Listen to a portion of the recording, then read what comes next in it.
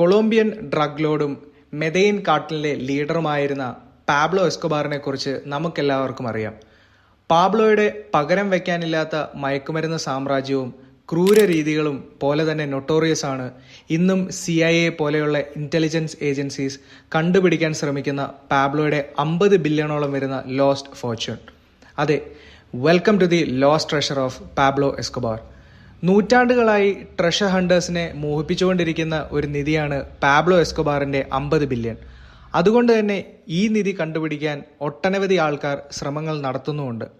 അങ്ങനെയിരിക്കെ ഈ അടുത്താണ് മുൻ CIA ഏജൻസ് ആയിരുന്ന ഡഗ് ലോക്സും ബെൻ സ്മിത്തും ഈ നിധി കണ്ടുപിടിക്കാൻ ഇറങ്ങുന്നത്.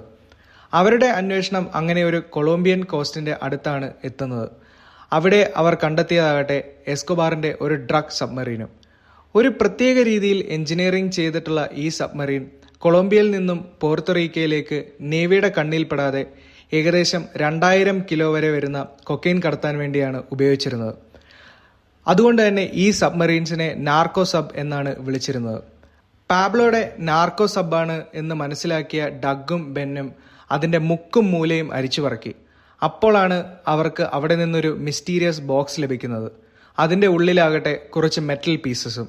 ഒരു പസിലാണ് ഇതെന്ന് മനസ്സിലാക്കിയ അവർ അത് സോൾവ് ചെയ്യാനുള്ള ശ്രമങ്ങൾ ആരംഭിച്ചു. എന്നാൽ ഈ പസിലും പാബ്ലോയുടെ ഫോർച്യൂൺ എവിടെയാണെന്ന് വ്യക്തമായ ഒരു ഉത്തരം നൽകിയില്ല. വർഷങ്ങൾക്കിപ്പുറവും പാബ്ലോയുടെ സാമ്രാജ്യത്തിന്റെ നിധികൾ അന്വേഷിക്കപ്പെട്ടുകൊണ്ടിരിക്കുന്നു.